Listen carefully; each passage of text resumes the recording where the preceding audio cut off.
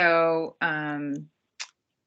we are recording. Hi, I'm Emily Harris. This is the subcommittee meeting of the legislative subcommittee of the Oregon Public Records Advisory Council. Emily Gothard has also just joined us.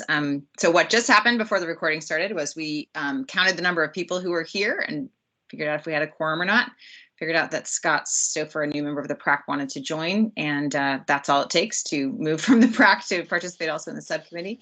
So welcome, Scott, and Emily. You're here. Thank you for showing up. Don't know if you're coming as an observer member of the PRAC, or if you'd also like to really, join in the subcommittee and take on that responsibility and fun as a member. But yeah, you want to let us know your intentions? Yes, I would like to join. Thank you. Okay, fantastic. Love it. We're getting a bigger subcommittee, and that's what we need. More experiences to feed into this. So, Todd, just would you mind let's just run down again who is here, who is not, and who is a member, and just confirming we have a quorum. Yeah, sorry, and Steve Suo was having trouble getting in, so I just resent him the link, so hopefully he'll join us momentarily. So what I believe to be correct, excuse me, in terms of voting members are you, Emily Harris, Mark Landauer, myself, Todd Albert, Steve Suo, Tyler Jansen, who is on paternity leave, Michael Crone, Scott Stouffer, and Emily Gothard. And then our non-voting members are Senator Thatcher and Rep. Power. So that would mean voting members are 1, 2, 3, 4, 5, 6, 7, 8. So half plus 1 would be 5. And we have that, I think, right? Because we have Emily, Todd, Mark, Emily, and Scott. Right, and Steve is trying to join in. Is Michael Crone here? Not as of yet. Okay. I'm here. Oh, you are. Sorry, Michael. No, that was Steve. Oh, Steve's here. Okay. Hey, Steve. Okay, great. Definitely a quorum either way. Okay, thank you all. Then let's go ahead and get started. Let me just pull a couple things up on my screen. If you guys don't mind, please stand by for 1 second.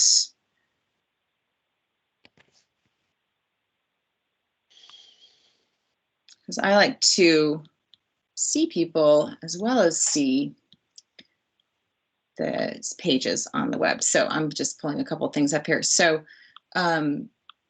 what we're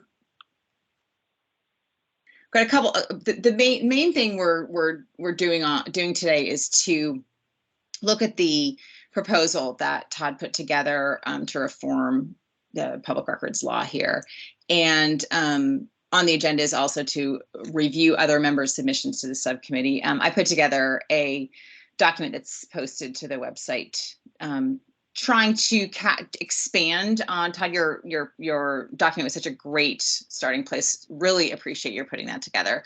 And I took your list of concerns at the top and tried to amplify that a little bit and get it in a list where we could look at it together. And I'd like to spend some time doing that. Just making sure we started to do this last meeting, just making sure we're all working from the same understanding of what the problems we're trying to solve are, what the pain points that we've heard in the last few months of testimony and research are. And then we'll just be talking about this, starting to try to move forward. We do have a number of pieces of public testimony that were submitted to the subcommittee and posted. They're also posted online, so anyone who's listening can have a look at that. And we will have time during this meeting to hear from anyone from the public who is here and would like to comment, give testimony in person, either from that they prepared before today's meeting, or anything that they have heard in today's meeting that they'd like to comment on when we get to that point. So with that in mind, yeah, go ahead. Sorry, I'm sorry to interrupt. I'm getting emails from a couple people that the link in the posted agenda is not working. So while we're going forward, I'll also be busy trying to post a new document with the link in it as an additional way for people to enter the meeting. I don't know if it's individual people's devices or something with the link, but some people can't get in. So I'd like to make it, Okay, I'd like to fix it if I can. that sounds Todd? fine. It worked for me, Yes, so Steve. it's probably just individual things. Yeah, sorry, was someone trying to say something? Just Todd, when I clicked in the PDF, the link was broken. So I wonder if you might just put the link onto the PRAC page. Like in the past, you've put up like the link for upcoming meetings. Yeah, I'm sorry. I'm new to authoring my own webpage, so I have to like sign in and figure out how to post something. So I'm going to go ahead and do that now. Okay. Okay. While you're doing that, could we get an approval of the agenda, a motion to approve the agenda So moved. in a second? Second. Okay. All subcommittee members in favor of approving our agenda, please say aye. Aye. Aye. Aye. Sounds like it passed to me. Anybody Aye. says no? Anybody disagree with the agenda or want to add anything to it? Anything missing? Okay, so the agenda is approved. Great, thank you all very much for that. What I'd like to start with is this effort to get us all on the same page with concerns or fears or issues that we've heard that we want to, yeah, Steve. Sorry, I think the first agenda item is welcoming new members. Oh my gosh, sorry, thanks. Let's do that. Thank you very much. Too many tabs open here. There we go. To welcome the new council members, we sort of did that by adding them in. So just formally, Scott Stauffer. Is that the right way to say your name, or is it more Stauffer? Stauffer. Stauffer. Neither of the ways I said it. I'm sorry about that. No worries. Welcome. Do you want to say a couple words about your interests in joining this legislative subcommittee? Sure. Scott Stauffer. By profession, I'm the city recorder for the city of Milwaukee. And one of the things that means is I'm the records manager for the city of Milwaukee. And in that role, I've had the privilege of participating in several statewide recorder committees, the Records Management Committee for the Oregon Association of Municipal Recorders. And through that group, which works closely with state archives on the city's general record retention schedule, I've had the pleasure of getting to know Todd and working with his office and his predecessor. And I've heard from and I've had conversations for years of my colleagues in local government, and I hope to accurately reflect the viewpoints of cities and local governments when discussing the administration of public records. So I'm happy to be here and then to be part of the legislative subcommittee. Great, thank you. Really glad to have you. And Emily, how am I saying your last name right? Is it Gothard or Gothard, or how do you say your last name? Yes, it's Emily Gothard. Gothard. Okay, great. Welcome. Really glad that you've also joined the subcommittee. Do you want to say a few words?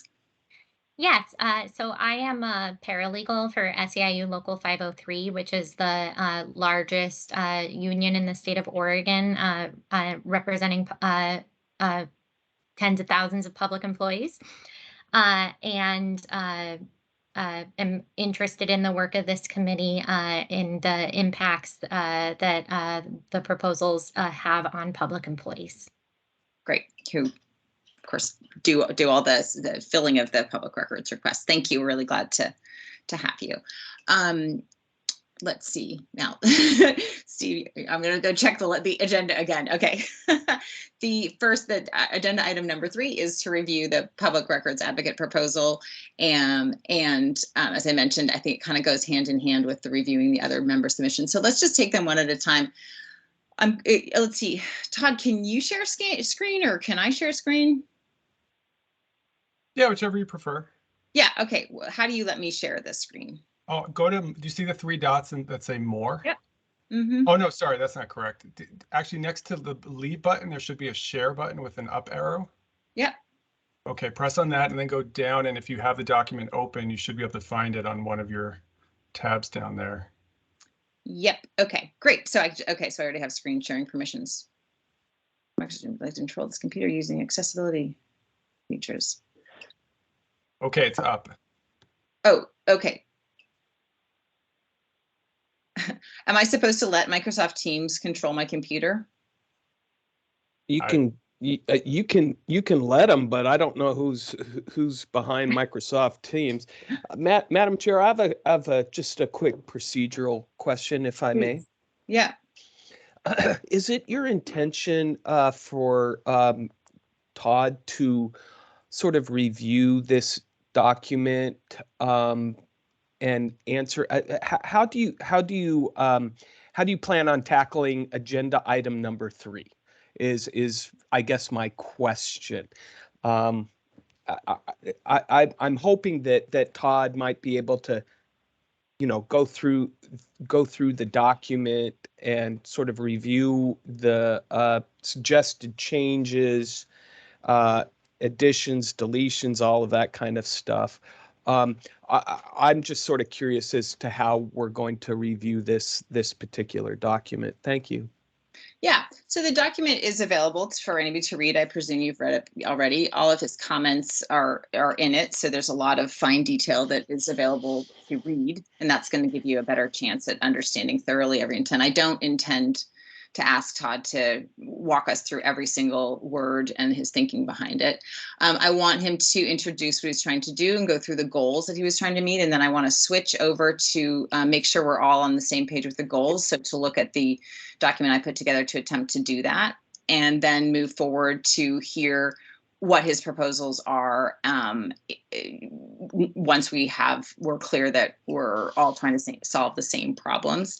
And definitely, I think I would planning to approach it as an overview, with him having the ability, to do that however he feels is appropriate. But my desire would be that we hear from things he finds especially important to point out, significant changes that where he was weighing different things, for example, that he might want to make sure we all understand the nuances of thinking. And then, I think we'd open it up for some discussion, questions, and public testimony. So does that sound like it's going to get where you'd like to wind up? I suppose it does. I mean, I do think that at some point we're going to have to drill down into the details, right? We can do some of that today for sure, but that's not where I want to start. Understood. And I want to be mindful of how you want to lead this discussion, Madam Chair. So I was just trying to get an understanding of how you wanted to proceed. So thank you. Yeah, I mean, the devil's definitely in the details, right? I mean, we're talking about changing laws, but the reason I want to start with on a little bit larger picture and going back to like what we ended the last meeting on is what problems we're trying to solve. The reason I want to do that is because in my experience, it's super easy to get into the details of something and be discussing like one very, very narrow band and lose sight of the overall of what you're trying to do and whether this narrow band is even addressing something that you're trying to solve. So they go hand in hand, and I figure there's going to be a lot of back and forth, but I don't want to get to the details is where all of this has to be resolved, and this is where we all have to live and explore and thoroughly understand for sure. And acknowledging that you have a lot of experience writing laws, and so you'll understand that very, very well. But it goes hand in hand, right? If we gotta know what we're doing to be able to do it right, and have our shared reference points is the way things have worked best in my experience in trying to do complicated things like make change. So I do want to get into the details. We have to. We may not get through all the details today, but we're gonna try. Does that make sense, Mark? Sure does. Thank you. Okay, cool. So Todd, let me ask you to do what I just outlined for Mark. If you could talk a little bit about, I have your document up on the screen with all your notes visible. If you could talk about, kind of give us an introduction to this. Love to hear specifically like a little bit of extra focus on the goals that you set out to try to meet, and then maybe walk us through big picture what you were attempting to do in each of those subcategories, and then we'll come back to expanding the goals and making sure we're all talking about doing the same thing, nothing's missing, and then we'll start digging into the details. But can I hand it over to you, Todd? Sure, I'm happy to give it a go. Unless you're still, sorry, are you still working on the link? Oh, no, I got that up. You got that up. Great. Okay. Thanks very much. I'm hoping it's working. I haven't heard from anybody else. So I think we're okay, or they haven't reached out. Yeah. So as we discussed at previous meetings, we needed a straw man, a document from which to start sort of focusing our ideas and our building process on. And so at the core of it, that is what I attempted to do, create something as a baseline from which we could start to build a legislative concept that's agreeable to this subcommittee and then the full council and then hopefully the legislature, and and then obviously succeed in passing reform of ORS Chapter 192, Oregon's public records law, that in some way, large or small, changes the way in which costs are assessed and collected by public bodies for the purpose of providing public records. And when we started this process after the subcommittee was formed, we went around and every member almost uniformly said fees. Fees were what we all needed or wanted to see changed, with no real definite agreement on how or what that would entail. But nevertheless, this notion that under the current law that the majority of the burden of providing public records is borne by requesters did not seem like a tenable system moving forward. How to change that, though, was very much up in the air. So in some ways, I've acted as a cipher trying to translate all the testimony we heard from invited guests and members of the public, as well as the ongoing discussions that all of us have had about what we want to see be part of this reform. I've also pulled in a lot of resources that were provided to us, including obviously leaning very heavily on the federal system, and trying to come up with both goals and actual changes to the law. Of course, I'm not just a cipher. I am the public records advocate. I am a member of the subcommittee. I have my own opinion on what that change should look like. And as many of you have pointed out, and I agree, I often stand in sort of the middle position amongst many of our views, because as the advocate, I'm here to assist anyone on a public records matter. And I try to keep in mind not only the impact to requesters, but also public bodies when providing these records.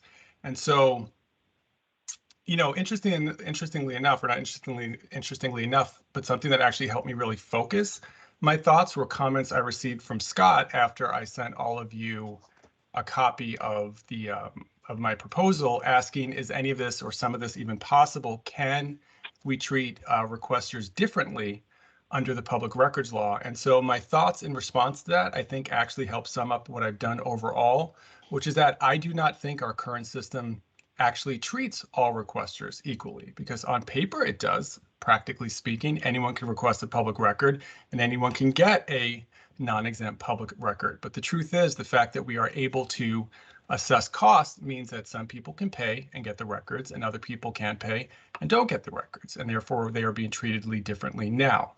Also, when it comes to conditional exemptions, for the very same record, those that can demonstrate a public interest are entitled to receive that non-exempt record, while those that cannot do not get that record.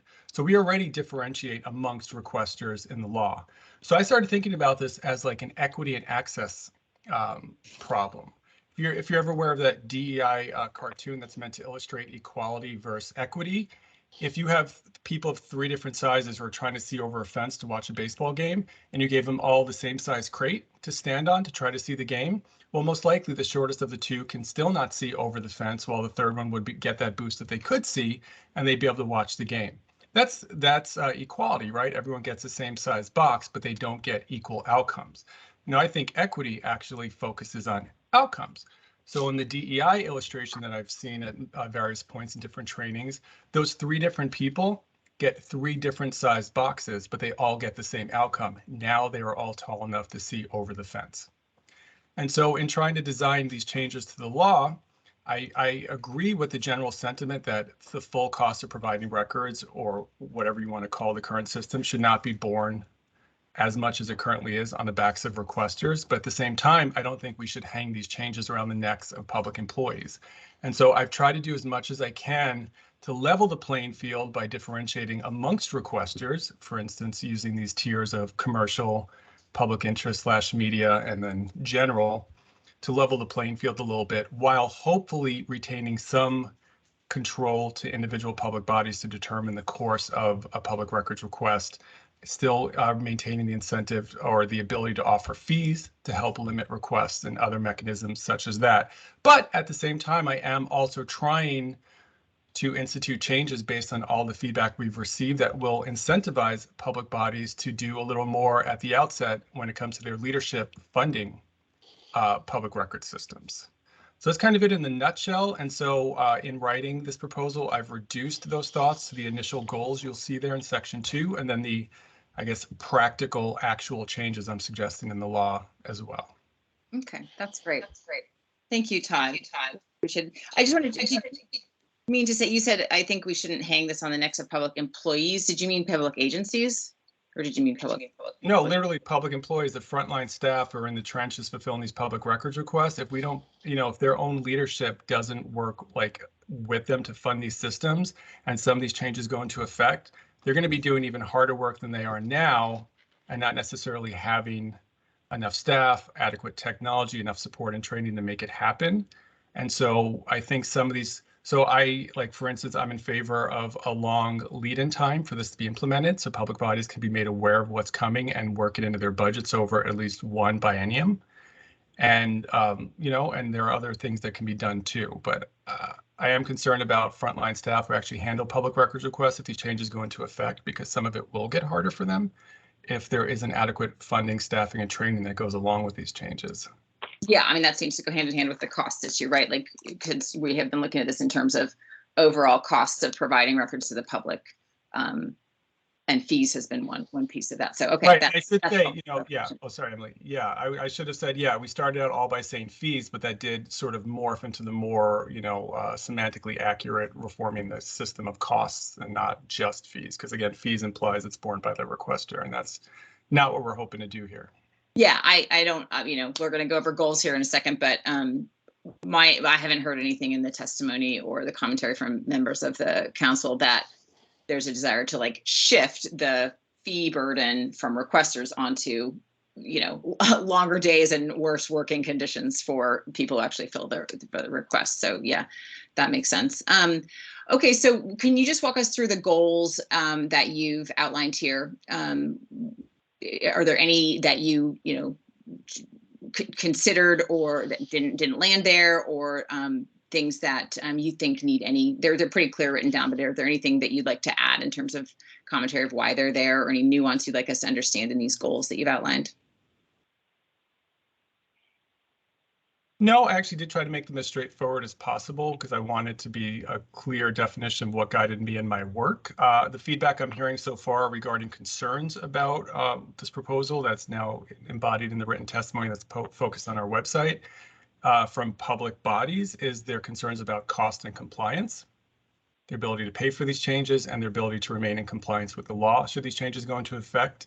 And that does feed into why I put certain things in here to incentivize public body leadership to be on top of implementing these changes in a way that doesn't, adversely affect the public employees who actually do this work. I mean, this is a difficult conversation.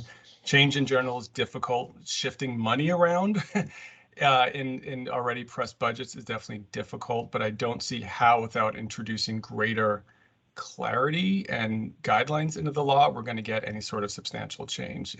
But when unfunded mandates are passed, it is the frontline public employees who suffer the most. And that's why I'm hoping this could be a holistic change for sure.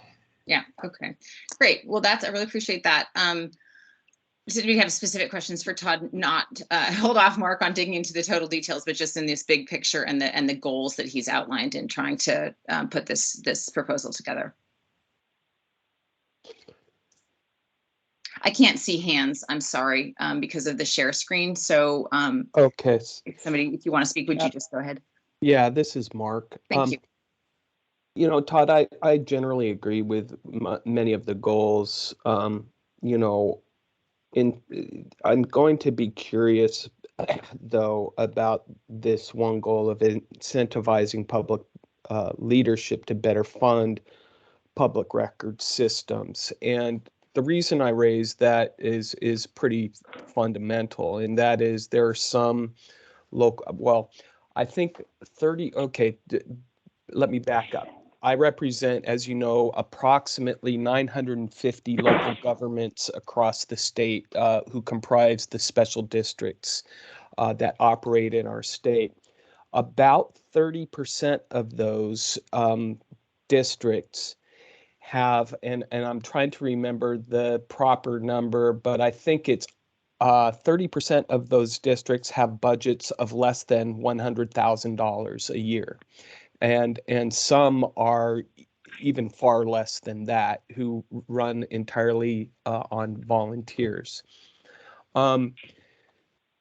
This is where I will begin to get a little bit nervous in how do you incentivize a local leadership to provide more money to the provision of public records when they're barely able to provide the essential services that they're already conducting.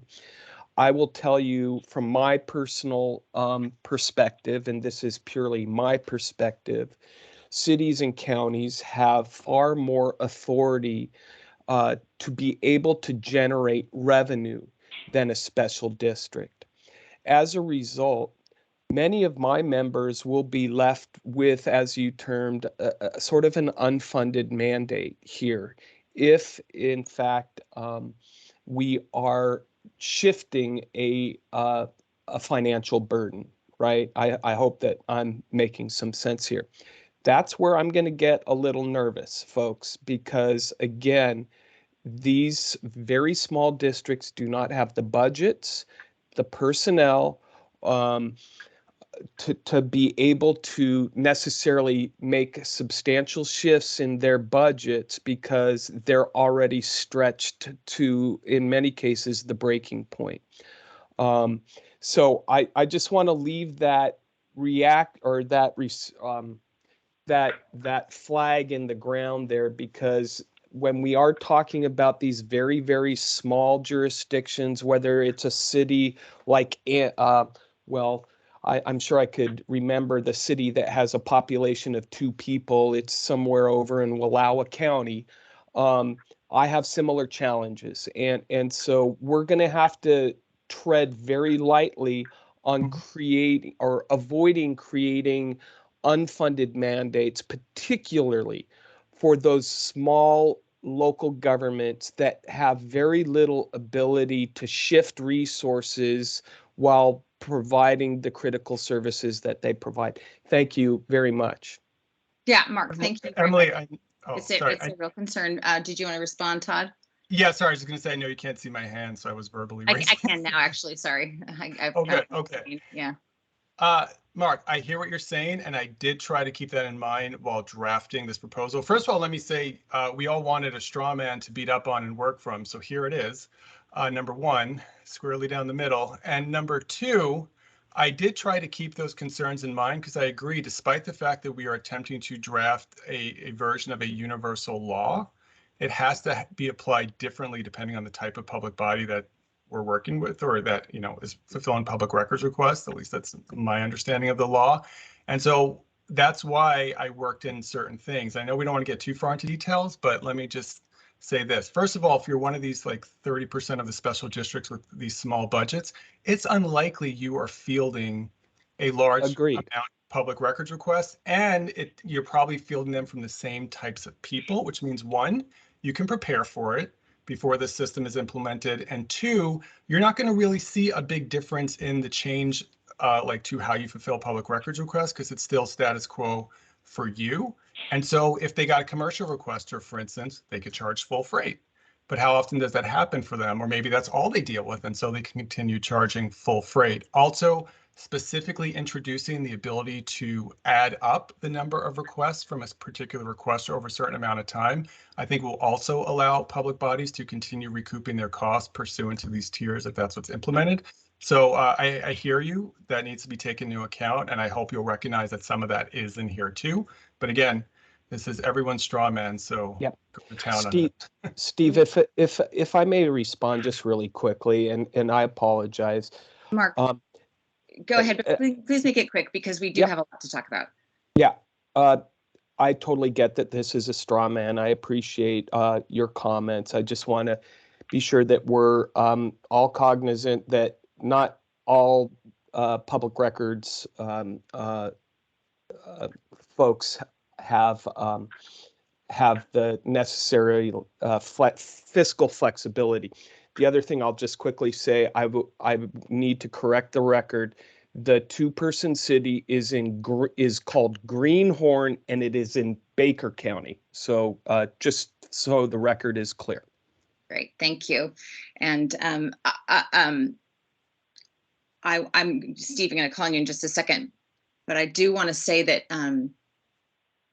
we want this to work for as many people as we can, and large agencies also, I think, will struggle to meet any new unfunded mandates. I don't think anyone here is interested. We all understand the problems of unfunded mandates. And I think that our goal is to get something together that we all can support so we can go make a very good case to the legislature as to why this is an important role of government to provide records, and why it needs to be a clearly funded mandate for all levels of government. So really appreciate that broad view and understanding that change is hard for everybody, and coming up with money is hard all the time. But that our job, as I see it, is to be creative in our solutions so we can make that work.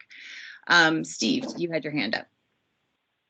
Yeah, I was just going to say briefly that I think I also think this is a really great starting point, Todd, and it's valuable. I think what Mark just brought up really underscores the importance of having this deeper discussion on goals, because I think you would want to include in the goals something like account for or anticipate financial impacts of unfunded mandates, or devise mechanism to fund shifted costs. Something broad like that was, I think, probably a goal that I don't know, maybe we can agree on. But I think, but getting this full accounting of all the potentially competing concerns that we're trying to accomplish will be really helpful in figuring out the trade-offs before we go straight to, cut fees. Okay, thank you, Steve. Michael? Hey, partly I just wanted to make sure you guys saw that I was here. Sorry, Hi, I'm late. see you. It's kind of a day at the Oregon Department of Justice, as y'all might imagine. But I think also in talking about mandates and funding, I want to just remember one of the things that was talked about by at least one of our panels that I don't want to lose sight of, which is the practice of funneling all sorts of weird, not really public records requests into the public records process, and the sort of artificial costs that generates for transparency. When there's no discovery in a contested case administrative proceeding, and so therefore a person who's facing a contested case has to use the public records law to get information to sort of defend their case in front of an agency, to choose one example. That is the kind of thing that I think, from my perspective, it might be useful to try to separate out. So to me, one of the goals would be to identify areas where the public records law is doing work that probably other mechanisms should be doing.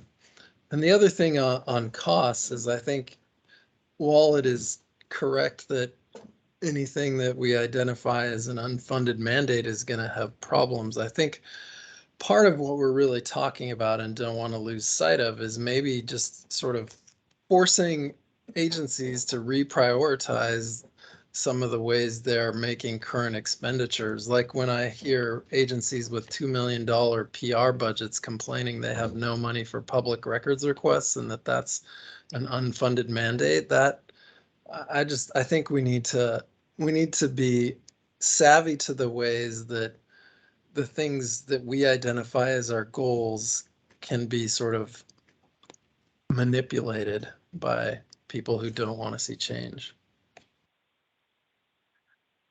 Okay. Great, thanks. Anybody else on the committee want to say anything right now? Okay, I want to ask you, Todd, how I stopped sharing my screen because I wanted to put up the second document about goals. Yeah, go back to share. And then does it say stop sharing for you in there? No, it doesn't. My share tray has like totally disappeared. I go on to the, oh, wait, hang on. Maybe it just showed up. Where did it say? Oh, I think at the top of your screen, it should say like stop presenting or something. Oh, where did that go? Stop sharing. I see. It's a little X. Okay. I was afraid to click on this because I thought it might end the meeting, but I'll try. Yeah. Stopped sharing, right? You guys can't see Yes. that document anymore? Yes. Great. I'm going to share something else. Let me just get it open. Yeah. Okay. I'm going to now share.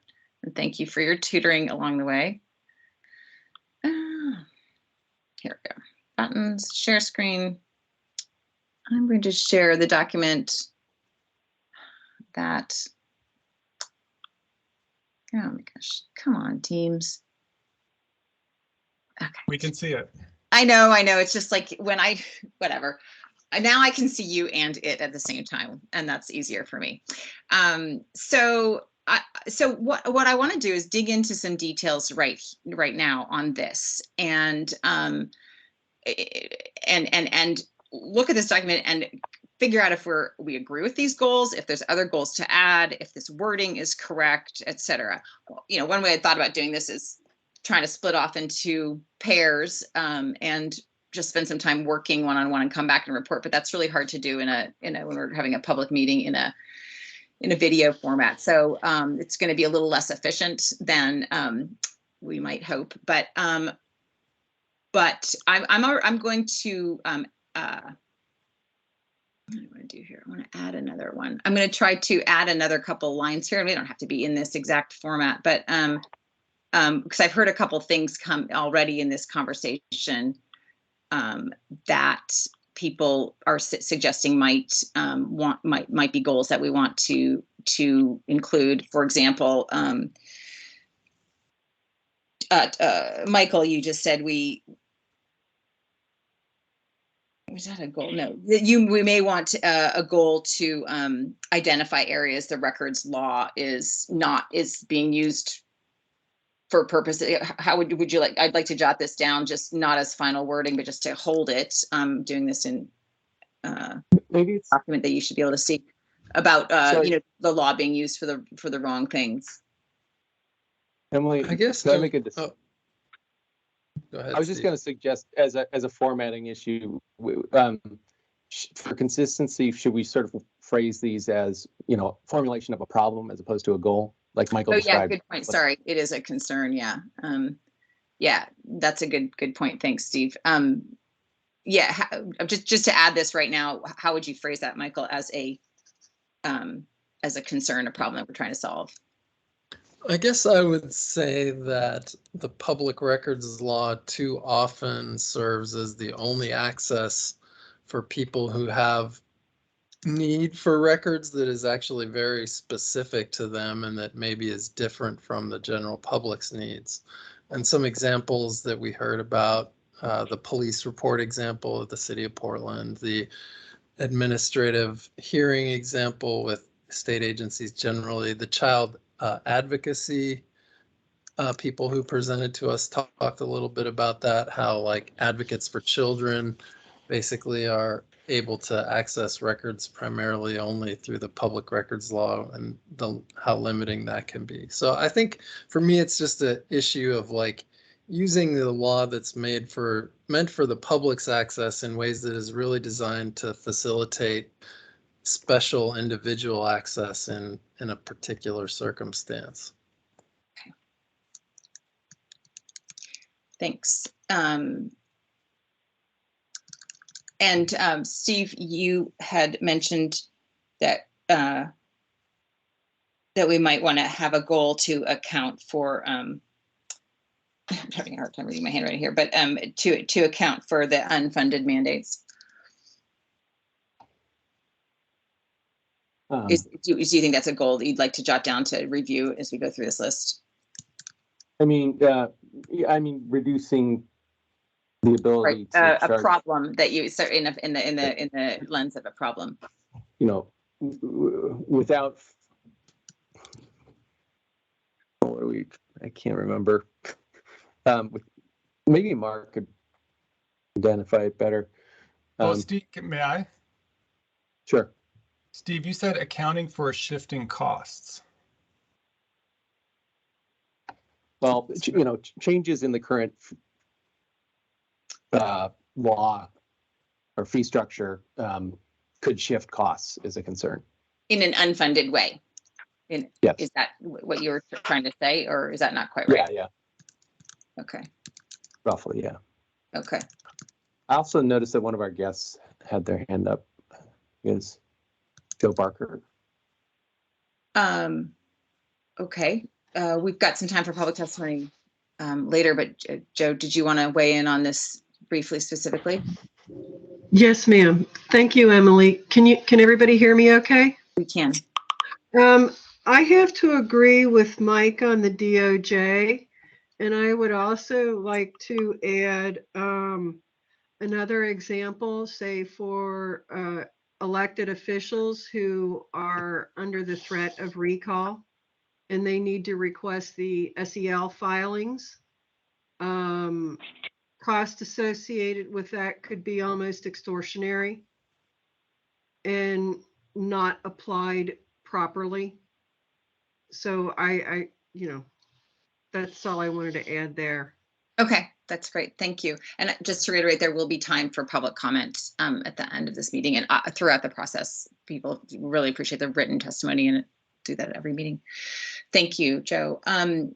So I want to go through this list one by one, and I want people to ask people, if you don't mind, to look at this. You know, is this a concern that we've heard? Does this need some refining? Is it missing something? And you can see that there's a blank column on the other side where to consider, like, who does this affect? For me, I found a lot of them affect more than one party, but I wanted to go through this I want to include that because I think that's really important to understand, like, you know, what problems are we trying to solve, and who are the constituents that are experiencing these problems, and where is there crossover? Because ultimately, you know, we're trying to do this together. So let's, if you'll bear with me, I know this is a lot of process, but I feel like it's really helpful to get us to where we want to be in the end. So let's just start with number one. The first one on this list is a concern that without fees, public bodies would be unable to limit the size and the scope of requests that take up an unreasonable amount of staff time and agency resources. And without fees, without that leverage of fees, they may face an increase in periodic extreme requests or requesters who may even become harassing. Does anybody want to amend that concern?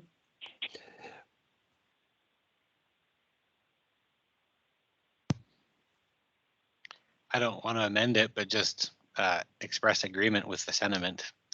There is a real concern among many agencies that without putting a little teeth behind it, people are going to start making a lot of requests and staff will be overwhelmed. And then there's not an efficient stewardship of the public resources that are our staff. So I'm just going to put in that public employees is certainly an affected party here. Any other comments on this first? It applies, that just applies to government at all, whether it's the state, whether it's a school district, whether it's a special district, city or county. This applies to all government entities, in my opinion. This is a problem that they cite. This is a problem. Yes, absolutely. I guess it would, rather than saying government agencies, yeah, public record custodians.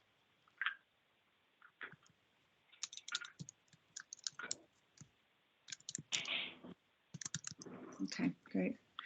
I feel like with public records custodians across the board, you probably don't need public employees. Would you agree with that, Mark? At that point, I feel like employees I think that would be inclusive, but yeah. I would definitely have Emily respond to that, because I'm not the public employee representative here, but I do think we could include public employees as well, just to ensure that we understand it's not only a function on the government, but that will also be a burden to some extent to the employees, because they're going to have to do that work. So I think including both would make sense. Emily. I think I agree. I think it makes sense to include both. I also think to some extent that this is also a concern for the public, because it affects resource allocation. And if public employees are spending their time on public records requests, then they're not spending their time on other things that they are charged with that affect the public. Agreed.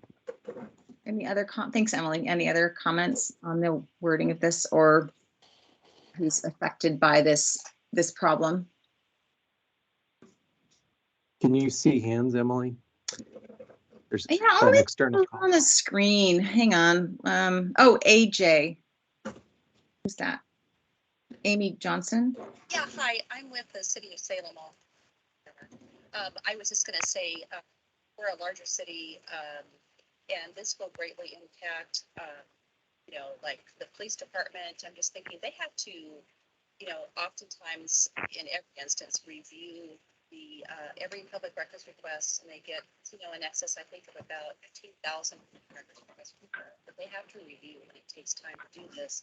So with no fees, I mean, it's going to be, even more impactful, I think, overall, when they're already struggling and are understaffed to even process what they're currently doing, and then maybe have the fees reduced or removed altogether seems like quite a challenge. So just wanted to Okay, thank you, Amy. I'm going to limit public comment at this point to the end of the meeting, because I really appreciate that, Amy, and I think it's really important for us to hear it. But now we are trying to figure out what are the problems that we're trying to address, and then we're going to get to and who they're affected, and then we're going to get to the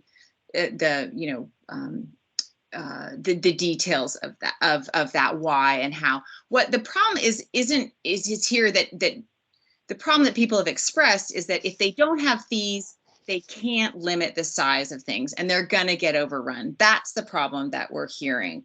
I would put forth that this is actually something that this problem affects people who are requesters as well, because the leverage, seeing the fees as a leverage, immediately affects the whole discussion about getting a record. So that's that. I'm going to try to put that into words in its affected parties column. But Steve, did you have your hand raised? Yeah, I would agree with that, and also the impact on the public. I think I agree wholeheartedly that this concern is fundamental to any discussion that we have about any changes, because even with the existing system, people have concerns that they're not adequately funded. I think there's two. The issue is rationing a resource, right? And part of this is making sure that the queue doesn't get so overrun that requesters can't get what they need, or so overrun that the public body can't deliver public services in the extreme. And so I think those are concerns we need to figure out how to address. I think there are ways. Fees are not the only tool at our disposal to achieve those goals, and we can get to that discussion, but we know of other mechanisms such as Connecticut's law on excessive requests. There are just other ways to slice it up. And there's also, resources conceivably can be expanded. Resources can be reallocated, as Todd indicated, or as Michael indicated. So anyway, I think, but we need to acknowledge that there is a financial impact, and all of us have an interest in addressing it. Okay. Anybody else want to add a comment of the members of the committee on this problem or the affected parties? Emily, it's Todd. Sorry. I would. Well, I just, we have a nice number of people in this meeting today, and they represent a lot of important stakeholders and interests in the community. And based on some of the comments I've heard or have received in writing, I think it's very important to state to clarity, like just very clearly state right now, removing fees entirely from the public records request process is not currently on the table. It's not something I've proposed, nor that I support, nor that I believe it would pass out of the subcommittee if it were proposed. And so I just want people to hear that and understand that I recognize, and I think the subcommittee does, that fees will remain part of the public records request process. What they look like is up for debate and subject to change, but not the notion of the ability of public bodies to collect fees ever for a public records request. That's not what I've heard from us, and that's not what I'm proposing. Right, and actually this problem in this list is not talking about, it is actually talking about a very specific concern that identifying one role that fees are playing right now, which is as leverage, as a way to protect a public body from harassment, from being overrun in the extreme by public records requests. So that's the one narrow role that fees play that we heard expressed quite a lot in testimony, was that they are the way that agencies are able to start a discussion when records requests seem unreasonable to the agency. So that's the piece of the fear of the problem that we've heard, that this one is trying to capture fees, obviously play many roles. But hearing you that there's not a proposal on the table right now to eliminate fees entirely. Yeah. Okay. Anybody else on this number one? There is important, so feel free if we'll move on when we're ready. Emily, I'm just going to jump in here real quick. I do have to bounce, but I just had concerns about the competing interests we're really trying to address. I'm sorry, who's speaking? Oh, I'm sorry. This is Kim Thatcher. I'm sorry? Anyway. Well, I'm sorry. I'm sorry about Emily, it's Senator Thatcher. I'm sorry. I hear you now, Senator Thatcher. Thank you, Mark. Okay. Sorry about the background noise. I just have to bounce. I'll catch up with you later. Thank you. Okay, well, sorry that I couldn't hear her, so I couldn't understand who was speaking, so I didn't really hear what she said. But if anyone else caught that, she'll get back. She'll comment later. But that was all she said. She didn't have any. Well, she tried to say something, but apparently she had to jump off the phone. She said she'll connect later. Great, thank you, Mark. Okay, moving on to the second problem that is on this list is something we heard in testimony. Even after partial fee waivers, the price of accessing public records can be a significant barrier for news organizations. This can also be true for individuals and non-media public interest-oriented organizations. This looks like it should actually be a little bit different. The affected parties should be over there, but even after partial fee waivers, the price of accessing public records can be a significant barrier. Some of the people affected would be news organizations and individuals, public non-media public interest organizations. Comments on this, thoughts of whether this is worded correctly, whether it's missing anything, and who the affected parties might be? Well, I didn't raise my virtual hand, but I would add just kind of the public generally, and potentially like voters who don't know what's going on in their government. Yeah, voters in particular, I guess, are a subset of the public generally. Wait, so why, can you walk me through that a little bit more? Why would voters specifically be an affected party in the price of accessing public records even after partial fee waivers?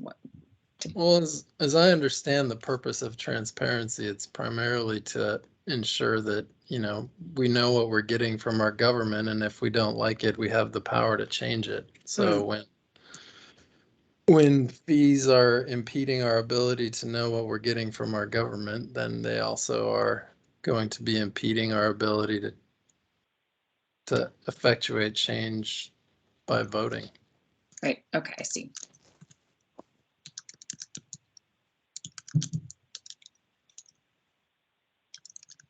Okay. Other comments or thoughts on this problem that we heard or concern that we heard?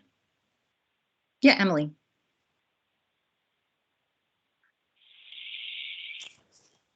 This is sort of tangentially related, so unions and like union stewards, representatives request records of public agencies on behalf of public employees. And there's a duty to provide those records separately as part of the duty to bargain under the PECBA. But some agencies do apply some of the same like fee structures as for public records requests, and that can vary widely and does affect public employees and ensuring that they are treated equitably.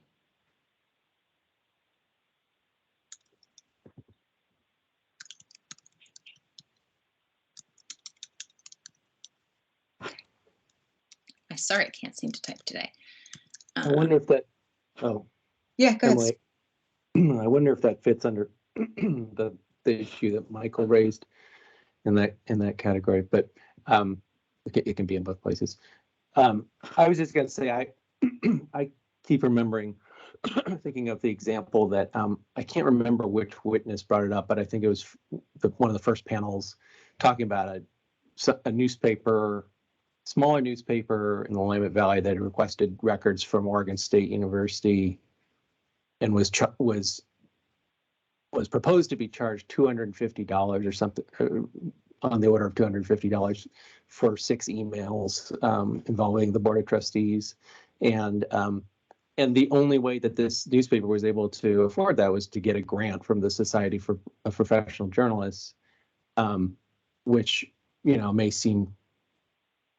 may seem surprising to some people, but that is like a $250 outlay for a small newspaper. You have to pick and choose your shots. Like maybe you can afford to do that once a year. And is that enough transparency for 1 year? I mean, that's I think that's what it comes down to. It's like, yeah, it may not seem like much at the edges, but most ordinary people and even for-profit newspapers, most are not profitable. It forces decision making that is not probably good for transparency. Okay. Thanks. Any other comments or thoughts on this particular concern or problem? These aren't in any particular order, so but there's so we may need to group them later and consolidate. But number 3, fees, and I'm reading them out loud in part so people on the phone can't see the screen. Fees, cost estimates, and interpretation of the public interest, which we know is a reason for providing a fee waiver. Fees, cost estimates, and interpretation of the public interest to justify fee reductions vary widely, as does the methodology or justification that agencies use to make these determinations. So that is a concern that we heard, certainly, I know, from the media, and who uses that public interest request for fee waivers quite a lot.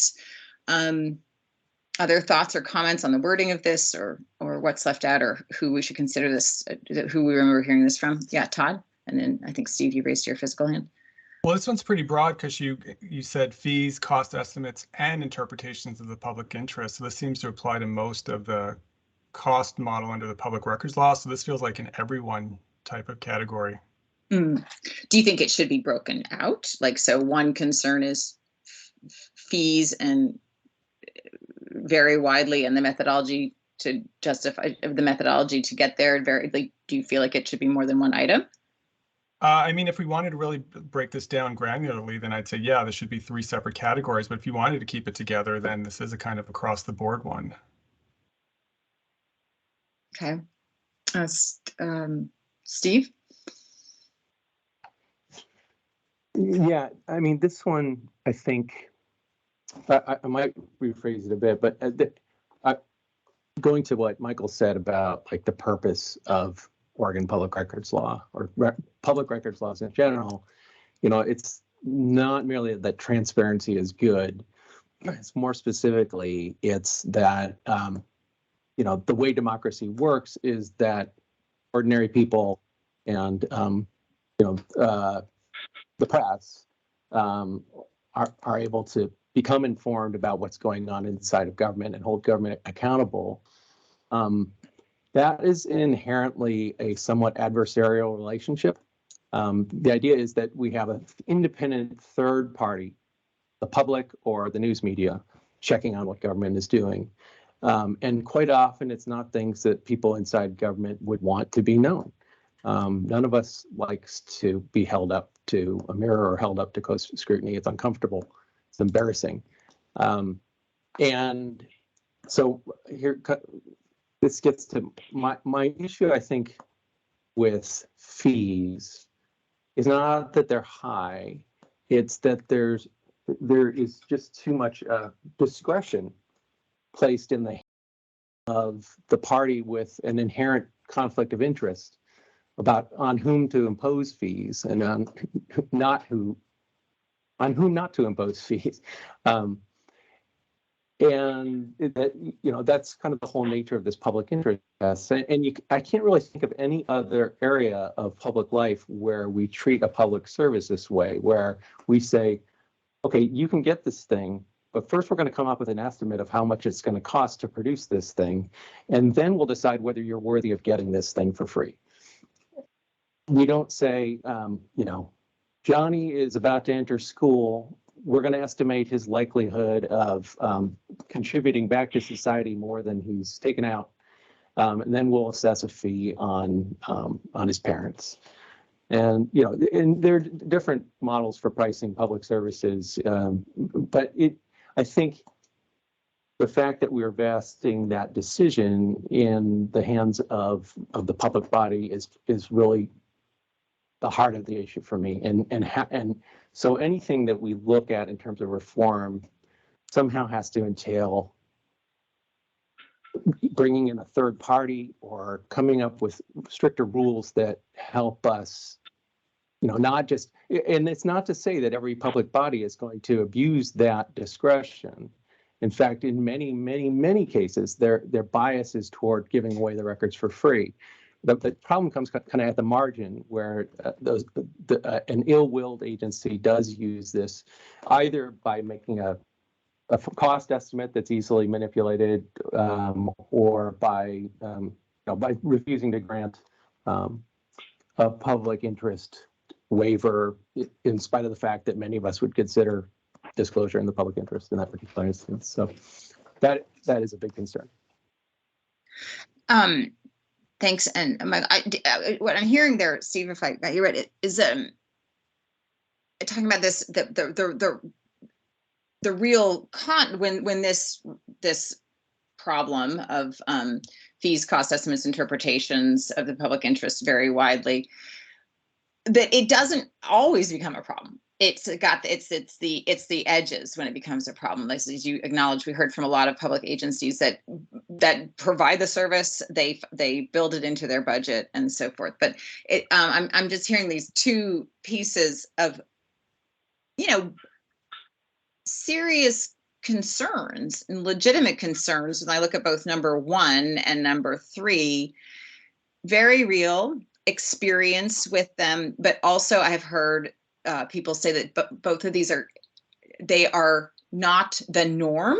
So I'm just highlighting that because I know it's very difficult to legislate for the extremes, right? But those are these are what the problems we're hearing are, the ones that aren't the norm necessarily, but we don't want to have happen. So that's, I think, just wanted to put these fears, concerns, problems in that kind of context that I'm hearing in this discussion. Michael. Yeah, I don't know if this is really the time for this, but one of the things that occurred to me as Steve was explaining his view is that one way of thinking about addressing this is like potentially in creating more accountability around the fee waiver decision, or ensuring that someone with more direct accountability to people is making that decision. So I just wanted to say that out loud, because I know we're not talking about solutions, but I'm afraid I'll have forgotten about it by the time we are, if I don't say it out loud. Okay, I'm going to just take a little, because I don't want to lose those ideas either. I'm going to just capture that, and we can do this as we go forward. And possibly more. Did you say justification of the public interest, or?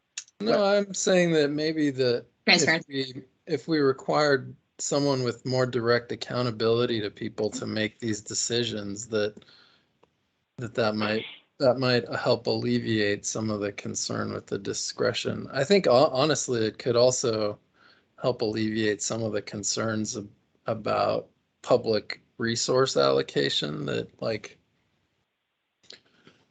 have a more directly accountable person making decisions about where the public's I just think having more accountable people making these decisions is, I guess, what I'm thinking. And it may not be a good idea, but again, I just like came into my head as Steve was talking.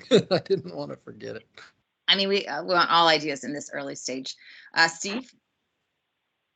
Yes, sorry to double up here, but I think it was what Michael just said made me think of this. Is when I think about like the discussions over public interest in a particular case, they can get really esoteric, and it's such a subjective factor, you know. And you ask 4 million Oregonians what they think is the public interest, and you'll get 4 million answers. And I think for a public servant whose job primarily is something other than weighing the public interest on a case-by-case basis, I think that's a lot. And the same for the requesters. And it consumes a lot of discussion time potentially. And I don't know, that's a consideration. So yeah, having somebody who kind of specializes in making public interest decisions, if we're going to keep the public interest test, I think would be helpful. Also getting to solutions when I shouldn't be. You know, it's inevitable, and it's also important because this is when they come to mind. So I just did add this column, which I don't know quite why you can't see it all, but taking note of some ideas of solutions as they come up. Any other comments on this, Michael? You still have your hand up? I don't. I just didn't take it down because I'm bad at that. Can I ask a quick question? Yeah, of course. Michael, I totally hear what you're saying about finding somebody who's accountable in making these decisions, you know, and I think that's an interesting notion. Regrettably, the current system doesn't work that way, as you well know, because it's really, it depends on which agency, I suppose, you're looking to, but there's nobody who's elected as the public records, you know, custodian for every local government and state government. So when you're talking about accountability, what form of accountability are you talking about? Directly accountable to the voters, directly accountable to a city council or county commission or the governor's office? Can you perhaps delve into a little bit more what you mean by accountability? Because I don't know if you can get to a solution of having an accountable individual unless you make them electable to the public, right? But I'm all ears. I'm just sort of curious as to taking this a step further. If we're throwing out possible solutions, how would that work? And I realize this may have just come to mind. I sort of like that notion, but how would it be implemented on the street? And you don't have to answer that right now, Michael, because I'm putting you on the spot here. But it is an interesting take on something. And I guess I suppose what do you do if this individual that you say is publicly accountable to the for this purpose is suddenly the subject of a public records request? It's an interesting intellectual exercise that we probably shouldn't do now, but it is an interesting idea. Yeah, I think that's my answer to you, Mark, is that this is like a brainstorm I didn't want to lose, not like a fully formed idea that I can provide answers to all those questions. And it might have to look different in different places, honestly. Fair enough. Emily, I think you're really close to getting that column back visible on the screen. There's on the top right, there's a set of, a little bit further. I think you want to drag that over. Or maybe even the other square that's there. Yeah. There you go. There you go. Now you got to readjust the wording. And my comment to what you guys are just talking about, aren't the district attorneys elected? And Yes. haven't they played a role in sort of thing doing that? Just throwing that thought out there. Random. Sorry. Yes. Right. I think this goes to the one of the next ones anyway, right? Which is that the fee appeal process is not as exhaustive as the sort of substantive exemption appeal process. Yeah. Leave a lot more discretion in the hands of the agency or the original public body. I was just going to say the same thing, Michael. And I had a quick thought I wanted to also not lose to respond to Mark, was just there may be other accountability mechanisms to provide accountability. For example, if whoever was deciding whether something was in the public interest or not, if they had to write that down and say why they think yes it is or yes it isn't in the public interest, and that was part of their response to the record, and it was they had to make public their reasoning, that could be some level of accountability that doesn't get to the level of elected officials, for example. So again, in the column of maybe this is something not to lose, but there may be other solutions. Yeah, go ahead. Who's speaking? It's Todd. Yeah. Oh, sorry. Go ahead, please. I saw your hand. Yeah, sorry. So I was just going to say that, if we want to introduce additional accountability into the system at any level, if we retain not only the current level of discretion that exists for public bodies, but also the current level of ambiguity in the law, how are we going to hold anyone accountable when there's no standard set for them to follow in the first place? That's why I think we need to do a better job of defining things like public interest and other aspects of the law that people would then have to pontificate about after the fact. Part of what I'm hearing from a lot of district attorneys is their difficulty in handling these public records appeals is that there is no real guidance, and so they're left with really complex problems and no real precedent. And so part of the reason I'm proposing certain changes to the appeal system is to alleviate the pressure on some of these district attorneys who definitively or definitely view this as an unfunded mandate that's outside their area of expertise. And so unless we give them greater guidance at the beginning, I don't know how we can expect to hold them accountable after the fact.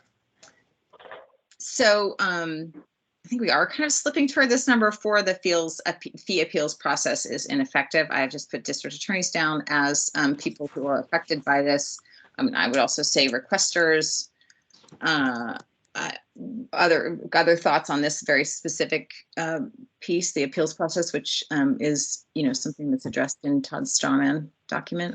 I would add public bodies as well, because they feel compelled to sue requesters after receiving an adverse opinion from a district attorney, because they have only 7 calendar, not even business days, to make a decision about what they're going to do with an order. And if they think it's affecting a very important interest, they have no choice but to go to court. Seeing if they attempt to negotiate with the requester, the clock is ticking and they don't feel like they have enough time to do it.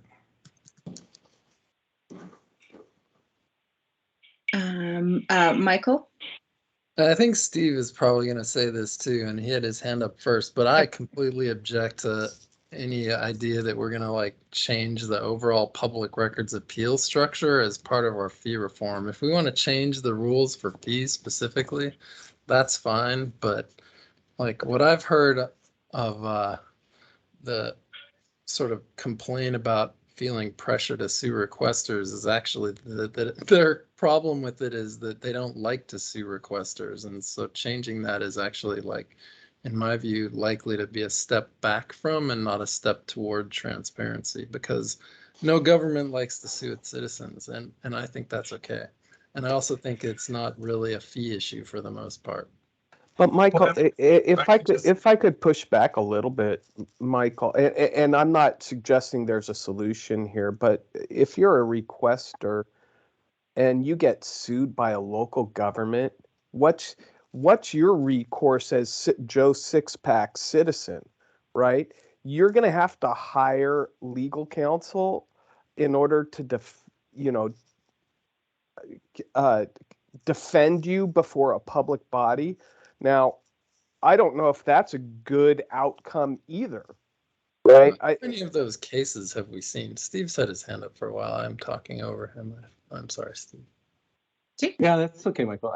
I think Michael's right. I mean, that's really a different discussion. I mean, when we talk about, I mean, there's not going to be a lawsuit against a requester to contest a DA's order when it comes to fees, because my problem is that the DA does not have the authority to compel a fee waiver. They can ask the public body to reconsider or say, hey, well, it really is in the public interest, you should reconsider, but they can't, unlike Right.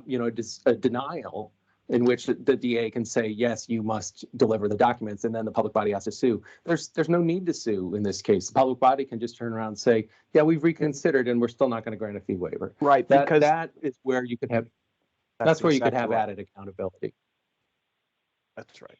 Because the statute says that government may provide a fee reduction. Emily, if I can, it's Todd. Yeah, please. Well, a government may offer a fee waiver reduction, but it has to be reasonable. And I think it's another important moment to note that what's been proposed is not a wholesale reform of the appellate system, because there was no appetite for that when we were choosing our legislative ideas for this first go around. What's on the table is providing both district attorneys and public bodies a little breathing room before having to move on to the next step. Nothing more than that. And I think more time leads to more conversation. I agree, public bodies probably don't want to sue requesters, but when they happen, it's big, it's important, it's time consuming. And adding just a little more time for conversation before we have to go to these next adversarial steps, or before, like it was explained to me by some district attorneys, they decide to stop processing appeals because they can't. And then the burden is shifted to requesters and the courts to handle our public record system, I think is really unpalatable. And so what's on the table at the moment is merely giving both public bodies and district attorneys a little more time before they have to go to the next very difficult and contentious step, and not wholesale reform of the system that changes how it currently works. I just want to keep that perspective in the center of what we're talking about. Thank you. Todd, Steve? Yeah, sorry. Going back to 3, I was going to suggest a rewording. If it's amenable to other people, obviously, I think it's more than just the fact that all those first 3 things vary widely. Is that they are left to, or they give public bodies too much discretion, or public bodies have too much discretion to, however you want to wordsmith that, but the word discretion is my concern anyway.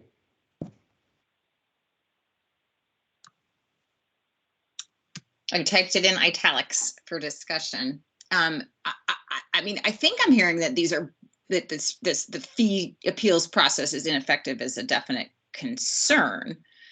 Without a lot of agreement on this solution at the moment, but is that fair to say? People agree that that's a problem, that's a concern. It seems very closely tied to concern number 3. Right. My concern about the concern is that I don't think we want to get into like changing the process of the fees or the overall appeal system. Like, the concern about the substantive authority of the attorney general or the district attorney being less than it is in other contexts is one that I think fits in our fee conversation. But to me, the conversation about the process overall is not really a conversation about costs, and I think risks bogging us down in other fights that have happened at the legislature and have, not moved. So what if Steve? Well, I was going to ask Michael, what if we worded the concern more narrowly to reflect that? About the No, fee I appeal think process. I think it says the fee appeal process is ineffective. That feels right to me. I'm just like, I'm not really interested in proposing additional days. Frankly, our office often will ask requesters for more time if we feel like we need more time to sort out an appeal. And you know what they always say? They always say yes. And the reason they always say yes is because the alternative is that if we are unable to issue our order, then it's effectively treated as they lost. So there are already ways to get more time for a district attorney, for the attorney general to resolve this. And I feel like addressing the specific issues of the fee appeals process, which is what the problem statement does, is one thing, and getting into sort of the procedural way that the appeal process works is just a separate fight we don't need. Okay, so that we'll wordsmith that out when we get into these solutions in the straw man. But I'm hearing is that right now you're suggesting that the solution that is in the draft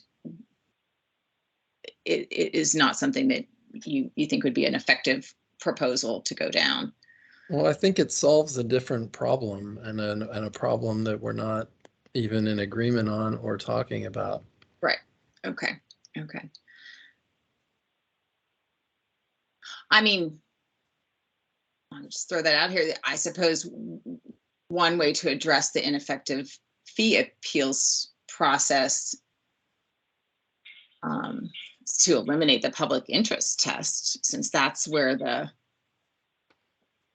lot of the rubber meets the road. But just spitting things out there. Steve. Yeah, I was going to point out you're going against your own rules. Oh, sorry. What are my own rules? Going back and forth? Going to solutions. Oh yeah, I know, but I was taking some notes because we didn't want to lose some of the things. Okay. With that said, though, okay, so we did is Steve has proposed this amendment on number 3 to add these words that the cost estimates, interpretations of public interest, etc., give public bodies too much discretion as a problem that we want to identify. And is there a reaction to amending that problem that we were identifying? I would, go ahead, Scott. Sorry, Mark, I might be saying the same thing you are. I don't know that government agencies sees too much as being a problem. Yeah, that's exactly what I'm looking at as well. It does give public bodies discretion. Frankly, we appreciate having that discretion. I think that saying too much discretion is perhaps a little pejorative. agreed. Do you think, I mean, we're looking for concerns that hearing though, do you think it's a legitimate concern that, or a concern that you've heard that you agree is a concern that I agree that the public, sorry, just 1 second. Sorry. That public bodies have the discretion in these areas. Go ahead, Mark. No, I agree that public bodies have discretion to interpret what is in the public interest because it's simply not defined. And so suggesting that we have too much discretion in my mind is pejorative. There are local bodies that use the public interest in a very fair and balanced manner. I think we could all agree with that. There are others that on occasion may or may not. But for a local government to, without a definition of what the public interest is, they're left to their own devices. I hear you. And I hear you that those words, and Scott, also feel pejorative and unfair to local governments because they're stuck with this, essentially, is what I think I'm hearing. And it's a responsibility that is hard to handle because it is a very unclear definition. Do you feel comfortable with identifying this as a problem, including the words that Steve proposed, give public bodies discretion? Taking out the too much. Well, yeah. And frankly, from a local government's perspective, we like to have flexibility and discretion. And that's an important tool for us to be able to use. So do you think, go ahead. No, please. Do you think it's a fair statement of a problem if you include, so the problem is now listed as fees, cost estimates, and interpretation of the public interest to justify fee reductions vary widely. It gives public bodies discretion, as is the methodology and justification. So do you see it as a problem that it gives public bodies discretion? Should that be included in this identifiable concern? It's clearly a concern of some people, and I'm not sure whether you're agreeing it's a concern or whether you're saying it's not a concern that public bodies have discretion, understanding that public bodies like to have some control over. I would just completely remove the give public bodies discretion. You feel like that's not a problem? I don't think that giving public bodies discretion is necessarily a problem. It may be a problem to some, to others it may be advantageous. So I see that we've got lots of hands popping up. My suggestion would be to just simply remove give public bodies discretion, because you're trying to state, I don't think that giving public bodies discretion is a problem here. These cost estimates and interpretation of public interest seem to be the problem here, as does the methodology and justification agencies use to make these determinations. That's what we're talking about. Do you think that it would be a problem from some of your constituents' perspective that they have too much responsibility? Like they have to decide what this public interest I can tell you, I can respond in that my entities would like more clarity in how to do the calculations. For example, what is in and what is out very specifically. The more concise and detailed the statute is, the better, because it leaves less interpretation for us to have to go through. Now, having discretion is still helpful, but if the statute is more clear, that reduces the amount of discretion a local government has. Right now, because the statute is sort of ambiguous, we need that discretion. I hope that makes sense, and I hope Scott sort of agrees with that statement, but that therein is the challenge in some respects. No, I concur, and I think there's a medium in there that we can seek to provide more help to define this for the local government, for governments, and then to apply it. But I do also see lots of hindrances. Can I ask a point of order on the agenda, noting the time? We're not planning on getting through all this today, are we?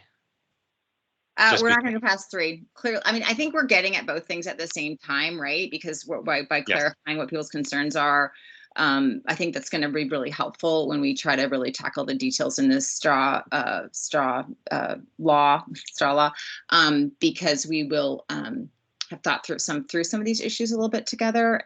So no, we're not going to go past 3, but we're going to, we'll just keep working through. Thank you for the question. Let's see, who has this? Todd, I think you had raised your hand next. Yes.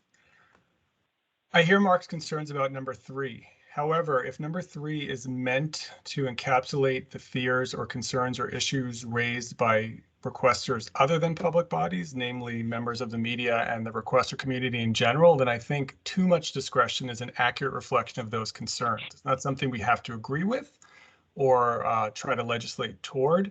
And if we wanted maybe a better word to use, perhaps undefined discretion might more accurately fit with what's being heard here. But if we're talking about this as a concern from requesters, then I think it is an accurate reflection of what we heard and should at least inform what we're doing, even if perhaps we don't agree with it, or some of us don't agree or don't want to address it or want to address it, differently. How about, may I make a suggestion? Please.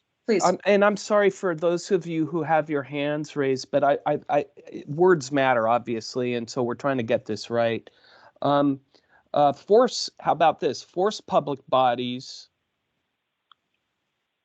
to define or Scott, help me out here. I'm looking to replace giving public bodies undefined discretion. Force public bodies to define or interpret broad statutory guidance.